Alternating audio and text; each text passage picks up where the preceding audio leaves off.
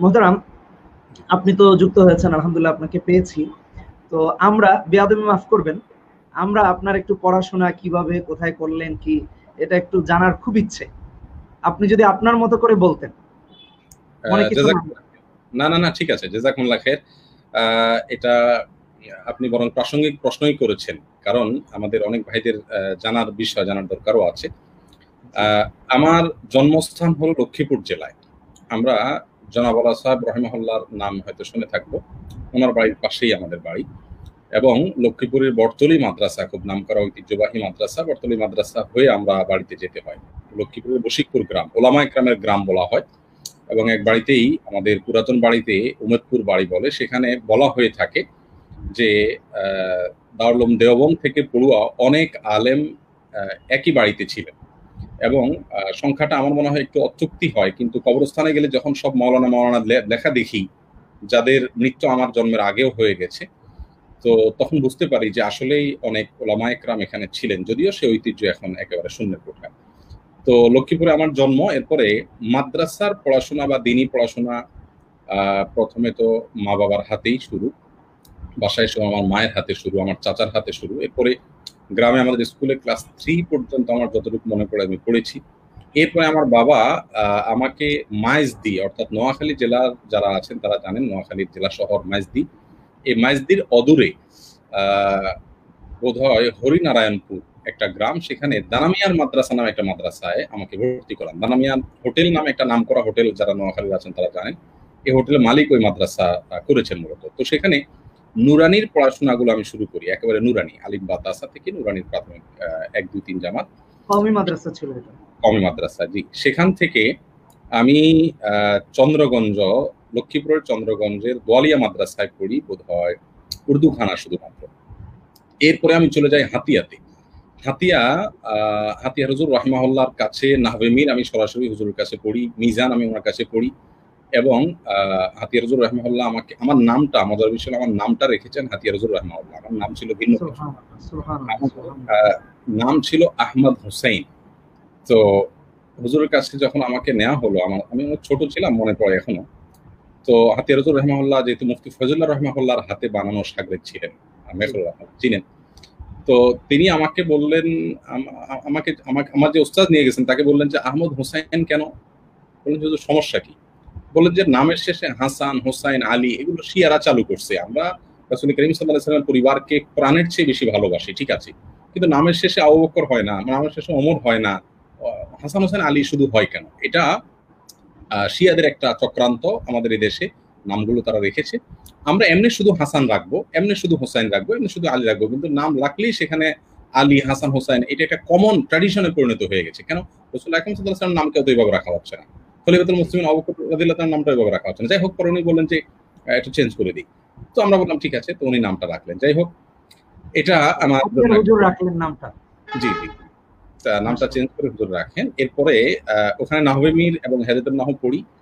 যথাসম্ভব, সনটা আমার মনে নেই আসলে, 88-র বন্যায় সম্ভবত ভয়াবহ আকারে হাতিয়াতে মানুষের প্রাণহানি হয়, আমরা বেঁচে যাই আলহামদুলিল্লাহ। সেখান থেকে আমি ফেনী হয়ে চলে যাই হাটহাজারীতে। আমার এক উস্তাদ, হাটহাজারীর মুফতি শহীদুল্লাহ সাহেব রাহিমাহুল্লাহ মারা গেছেন, আমার উস্তাদ, ওনার কাছে চিঠি লিখে পাঠান। তো আমি আমার উস্তাদের পাশের রুমে ছিলাম, এবং যতদিন হাটহাজারীতে ছিলাম ততদিন হাফেজ শহীদুল্লাহ সাহেব রাহিমাহুল্লাহর খাদেম হিসেবে ছিলাম। যারা হাটহাজারীতে পড়েছেন তারা জানেন, সেখানে হুজুরদের খাদেমদের এক বিশাল পাওয়ার থাকে।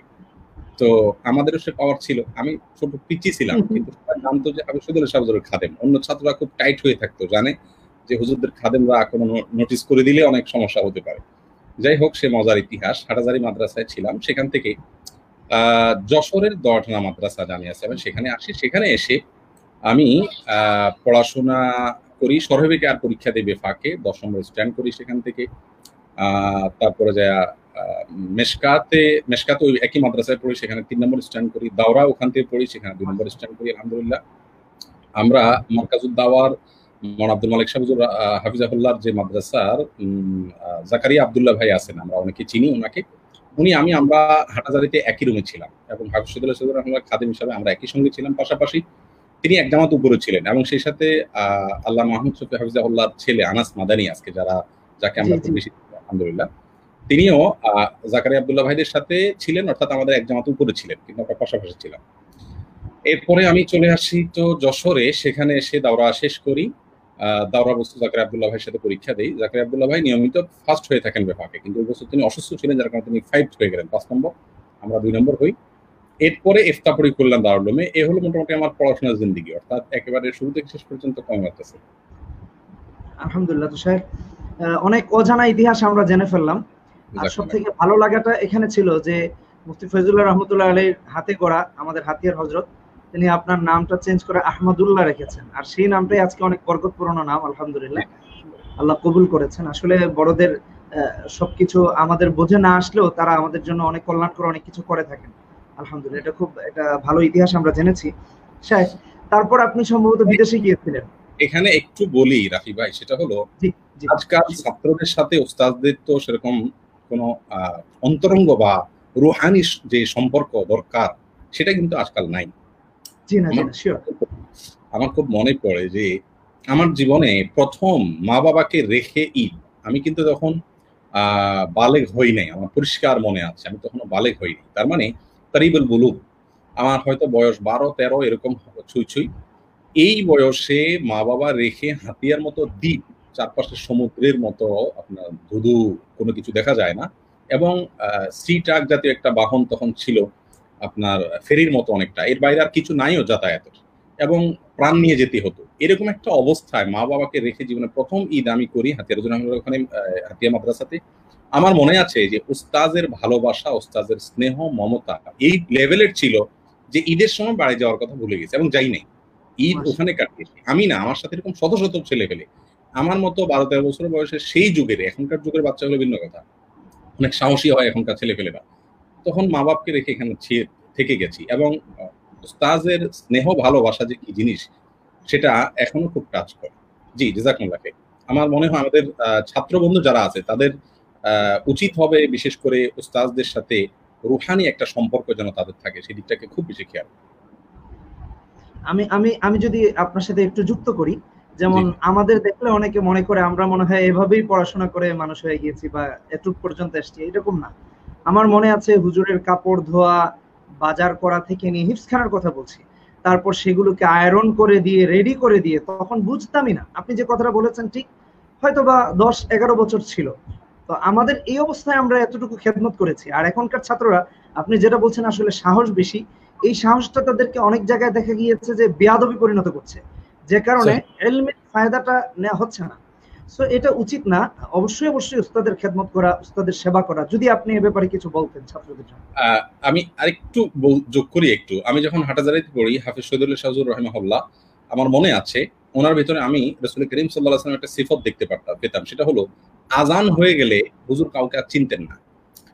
রাসূল করিম সাল্লাল্লাহু আলাইহি ওয়াসাল্লামের বিশেষ কিছু হালতে তিনি আমাদের আয়েশাকেও চিনতেন না।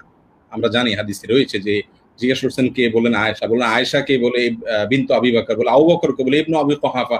রাসূল আকরাম সাল্লাল্লাহু আলাইহি ওয়াসাল্লাম চিনতে ছিলেন না। তো আজান হয়ে গেলে তার চেহারা লাল হয়ে যেত, মানে অস্থির হয়ে যেতেন মসজিদে যাওয়ার জন্য। তো আমার উস্তাদের ভিতরে আমি সেই জিনিসটা দেখতে পেতাম। একেবারে পরিষ্কার মানুষ ছিলেন, সাদা দবদবে মানুষ ছিলেন, লাল হয়ে যেত রক্তিম বর্ণের তার চেহারা, এবং আজান হলে পাগলের মতো করে আমার মনে আছে প্রায় দেখতাম যে উনি বাবলি চুল ছিল, এলোমেলো অবস্থায় উনি হুড়মুড় করে দৌড় দিতেন মসজিদে এবং প্রথম কাতারে গিয়ে বসে থাকতেন।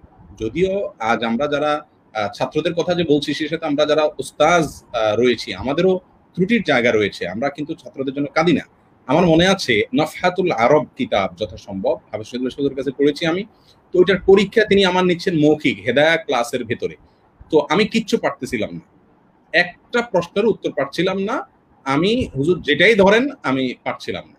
যখন পরপর কয়েকটা প্রশ্ন উত্তর আমি এইভাবে পারি নাই, তো আমার এখনো মনে আছে, হাফেজ শহীদুল্লাহ সাহেবকে যারা চিনেন তারা জানেন, হুজুর তখন ছেলে মানুষের মতো, বাচ্চার মতো কেঁদে দিলেন, এবং স্টেজে বসা শত শত ছেলে পরীক্ষা দিচ্ছে বসে কেঁদে দিয়ে হুজুর আমাকে বললেন যে বাবা, চিটাঙ্গা ভাষা বললেন, তুই আর খেদমত করতে করতে পড়ালেখা করিস না ফরত, ইল্লা খেদমত আর করেন না করি।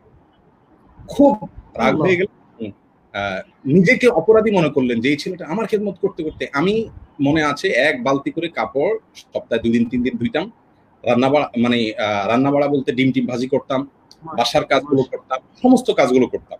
আলহামদুলিল্লাহ ওস্তাজের ওই সময়ে আমাকে একটা ধমক দিলেন এবং বললেন তুমি আর খেদমত গ্রহণ করিব ফয়লা বালা করি করো। তো চিটাঙ্গের ভাষায় ভাষা বলার পরে আমি চিন্তা করলাম না আমার এই জায়গায় ত্রুটি আছে, পড়ার দিকে একটু বেশি করে মনোযোগ দিলাম। এরপর থেকে জীবনে ক্লাসে আলহামদুলিল্লাহ কখনো সেকেন্ড হতে হয়নি। মাশাআল্লাহ মাশাআল্লাহ। এভাবেই আপনি আমাদের কাছে ভালোবাসার হয়ে উঠেছেন। আমাদের একজন দর্শকের মতামত আপনাকে নিয়ে, আহমদুল্লাহ ভাইকে আল্লাহর জন্য ভালোবাসি। ওনার মাঝে ডাক্তার আব্দুল্লাহ জাহাঙ্গীর রহমতুল্লাহ আলাইহি স্যারের প্রতিচ্ছবি দেখতে পাই। ওনার সবচেয়ে বড় গুণ হচ্ছে কারো সমালোচনা না করে কোরআন এবং হাদিস থেকে ইসলামের সৌন্দর্যকে তুলে ধরেন। জাযাকাল্লাহ খাইরান। আমি আর কিছু বলতে চাই না, আশা করি আপনি শুনেছেন আলহামদুলিল্লাহ। তো আমরাও এই জন্য ভালোবাসি আলহামদুলিল্লাহ। খুব ভালো কথা ভাই লিখেছেন। অনেকেই তাদের ভালোবাসার বহিঃপ্রকাশ ঘটিয়েছেন। আচ্ছা মুহতারাম, একটা বিষয় জানতে চাই, তারপর আপনি সম্ভবত বিদেশে চলে গিয়েছিলেন। জি জি জি। বিদেশে আমাদের ছেড়ে চলে গেলেন, আবার কিভাবে আসলেন? পরপরই আমি যাইনি। আমি পড়ালেখা করার পর কর্মজীবন আমার শুরু হয়েছে, বেফাকে ভালো ফলাফল হয়েছে। সেই সুবাদে দারুল রাশাদের প্রিন্সিপাল, বর্তমান প্রিন্সিপাল এবং প্রতিষ্ঠাতা মাওলানা সালমান নাদবী হাফিজাহুল্লাহ, সেখানে আরেক গল্প, আমার বাবা যশোরে ব্যবসা করতেন, ওনাদের গ্রামের বাড়িতে নলতাতে আমরা ভাড়ায় থাকতাম। সেই শেখে আমি হাতিয়া থাকতে ওনার সাথে পরিচয়, সে বহু আগের কথা। যাই হোক, পরবর্তীতে আমার পড়াশোনা যখন দাওরা রেজাল্টটা ভালো হয় আলহামদুলিল্লাহ, মেশকাতে শারবিকাতে বেফাকে ভালো রেজাল্ট হয়, তখন হুজুর অফার করলেন দারুল রাশাদে শিক্ষকতার জন্য। প্রথম কর্মজীবন শুরু দারুল রাশাদে শিক্ষকতা দিয়ে। প্রথম মিটিংয়েই আমাকে নাজেমে দারুল কাওয়া বানিয়ে দেওয়া হলো। অর্থাৎ আমার জীবনের শিক্ষকতা শুরু আমার মুখে দাঁড়িয়ে সামান্য গজাইছে। আর দারুল রাশাদ সম্পর্কে আপনারা জানেন, বয়স্কদের মাদ্রাসা, সেখানে অনেক ক্যাপ্টেন, অনেক আপনার ডাক্তার ইঞ্জিনিয়াররা, স্টুডেন্ট এবং এসএসসির নিচে তো কেউই নাই, সবাই এসএসসির উপরে। আর আমি হলাম তাদের ওস্তাদ নয় শুধু, আপনার নাজেমে দারুল কাওয়া। তো যাই হোক, এটা বানিয়ে সাহেব মজার ছিল। 3 বছর সেখানে আমি শিক্ষকতা করলাম। এবং এর মাঝে ইমামতি হলো আমার মণিপুরে, বর্তমানে ওমায়ের কুব্বাদি নামে আপনারা এক আলেমকে অনেকে চিনেন। ওমায়ের কুব্বাদি যে মসজিদে আছে, ওমায়ের কুব্বাদিকে আমি দিয়ে গেছি। আমার মসজিদে আমি নিজে হাতে বসিয়ে ওনাকে রেখে গেছি উইদাউট ইন্টারভিউ। এবং আমি 3 মাসের জন্য সৌদিতে যাওয়ার সময় ওমায়ের ভাইকে রেখে গিয়ে পরে ওখানে গিয়ে বললাম যে আমি আর আসছি না, আপনি কন্টিনিউ করেন। এখন ওমায়ের কুব্বাদি সেখানে আছে মণিপুরে, এই মসজিদটাতে আমি ছিলাম। তো এই মসজিদে যাওয়াকে নিয়ে সালমান সাহেবের সাথে আমার একটু ভুল বোঝাবুঝি হয়। তখন দারুল রাশাদ থেকে আমি ইস্তফা দিয়ে চলে আসি, আরজাবাদে যোগ দিই। আরজাবাদে রেজাউল করিম ইসলামী রাহিমাহুল্লাহর সাথে এবং অন্য বড় ওলামা ইকরামের সাথে দাওরা হাদিসের খেদমত করার সুযোগ হয়। ইফতায় আমাদের কিছু ভাইদের সাথে, ইফতার ভাইদের সাথে, ছাত্র ভাইদের সাথে বসার তৌফিক হয় মেশকাতে সহ। উপরের দিকে কয়েকটা ক্লাস আমাকে দেওয়া হয়। সেখানে ভাঙতি বছর শেষ করার পর দারুল রাশাদে আবার আমাকে ফিরে আসতে হয়, কারণ সালমান সাহেব আমাকে আবারও নক করেছিলেন, ডেকেছিলেন, চলে যাই। দারুল রাশাদে এই পুরো সময়টা থাকি। এখনো সালমান সাহেবের সাথে আমার ব্যক্তিগতভাবে খুব আন্তরিকতা রয়েছে, হৃদ্যতা রয়েছে। আমার ফাউন্ডেশনের মেম্বার ও সালমান সাহেব। এবং এই যে লাইভ শুরু হওয়ার 5 মিনিটের মধ্যে সালমান সাহেব ফোনও দিয়েছে, আমি দেখতে পেলাম। তো আলহামদুলিল্লাহ নিয়মিত আমার সাথে আমার যোগাযোগ। লিয়াকত আলী সাহেব আমার বড় মুরব্বী, তিনিও ফোন দেন নিয়ম করে। তো এই ছিল দেশে কর্মজীবন। এখানে দারুল রাশাদে এবং আরজাবাদে হাদিসের খেদমত করার পাশাপাশি একই সময় সৌদি এম্বাসি থেকে কিছু মেহমান আসেন দারুল রাশাদে। ওনারা আসার পরে কথার ফাঁকে আমার সাথে একটা ভালো সম্পর্ক তৈরি হয়। আমি ভালো আরবি বলতে পারতাম। তো একবার এম্বাসিকে আমাদেরকে দাওয়াত দেওয়া হলো, সৌদি এম্বাসিকে। আমি মাওলানা সালমান সাহেব, দারুল রাশাদের শেখ সাইদুর রহমান সাহেব, আরো অন্যান্য ওলামা ইকরাম আমরা গিয়েছি। তো সেখানে সবচেয়ে বেশি কথা আমি বলেছিলাম। আমি বাচ্চা মানুষ ছিলাম, তো পোলাপায়ের নাম বেশি কথা বলে, সেই হিসাবে আমিও বেশি কথা বলছি। তো বেশি কথা বলার কারণে ওনাদের কাছে খুব নজরে পড়ে গেল। আমার নাম্বার টাম্বার নিল। 1 বছর পরে ওই ভদ্রলোক যারা সৌদি থেকে এসেছিলেন এম্বাসিতে, কোন একটা সৌজন্য সাক্ষাৎ ছিল, উনি আমাকে নক করলেন, করে বললেন তুমি সৌদিতে আসবা, চলে আসো। বললাম কি জন্য? বললেন যে আমাদের এখানে ওয়াজার ইসলামিয়াতে দাওয়াতের কাজে আসবা। তো আমি আমার ওস্তাদের সাথে পরামর্শ করলাম, বললেন যে যাও, তাদের হবে। আমি বললাম যে কিছু না হোক ফ্রি হজ আর ওমরা তো হবে, যাই ঘুরে আসি। তো এই যাওয়ার পরে 10 বছর থাকা সেখানে, আলহামদুলিল্লাহ সেখানে আমাদের বাংলাদেশি প্রবাসী ভাইদের মধ্যে দাওয়াতি কাজ করার চেষ্টা করেছি। 10 বছর থাকার পরে আমার মনে হলো যে আসলে লাক্সারিয়াস লাইফ লিড করা এটা তো জিন্দেগি না। আমার কাজের ক্ষেত্রে তো আমার দেশ, প্রবাসে ভাইদের মধ্যে কাজ করা যায়, কিন্তু সেখানে তো এতটা অবাধে কাজ করার সুযোগ। তখন সিদ্ধান্ত নেই যে না, দেশে চলে আসব এবং দেশে এসে কাজ করব। তখন থেকে ওখান থেকে বসেই একটা প্রতিষ্ঠান করার চিন্তা করছিলাম। সেই চিন্তা থেকে আস্তে আস্তে যখন অগ্রসর হয়, তখন আলহামদুলিল্লাহ 2018-র শুরুর দিকে 10 বছর তিলকা আসাদন কামালাতন পূর্ণ হয়ে যাওয়ার পরে দেখলাম যে না, নিজ দেশে ফিরে যাওয়া উচিত যদিও আমি সৌদি আরবে সারা জীবন যদি কাটিয়ে দিতে চাইতাম, তো হয়তো সেই সুযোগ আমার জন্য ছিল, ফ্যামিলি সহ আমার কোনো বাধা ছিল না, এবং এখন যে কষ্টে আছি সেই কষ্টগুলো থাকতো না, অনেক আরামের সাথে থাকা যেত। কিন্তু চলে আসছি কারণ আমি জানি যে দেশে কাজ করার সুযোগ অনেক বেশি। বিশেষ করে ডক্টর খন্দকার আব্দুল্লাহ জাহাঙ্গীরের সাথে পরামর্শ করেছিলাম দুবাইতে, পিস টিভির আমন্ত্রণে যখন একত্র হয়েছিলাম, তখন আব্দুল্লাহ জাহাঙ্গীর রহমাল্লাহ আমাকে বললেন যে আমি সৌদি থেকে চলে আসছি, আমার পিএইচডি শেষ করার পরে আমাকে সৌদি আরব বিভিন্ন বিশ্ববিদ্যালয়ে অফার করা হয়েছিল, কিন্তু আমি দেখলাম যে এটা এটা কোনো জীবন না যে আমি খুব লাক্সারিয়াস লাইফ নিয়ে চললাম, লিড করলাম। কিন্তু আমি এত দূর আসছি, আমার উম্মার জন্য অনেক কিছু করার আছে, আমার দেশের মানুষের জন্য আমার অনেক কিছু করার আছে। তো সেই জন্য আমি চলে আসলাম।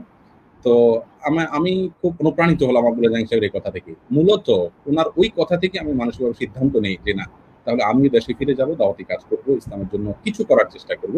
তখন পরিবারের সাথে পরামর্শ করে আমার ওয়াইফ বলল যে আব্দুল্লাহ জাহাঙ্গীর রহমান যেটা সিদ্ধান্ত নিয়েছেন, নিঃসন্দেহে ম্যাচিউর ডিসিশন।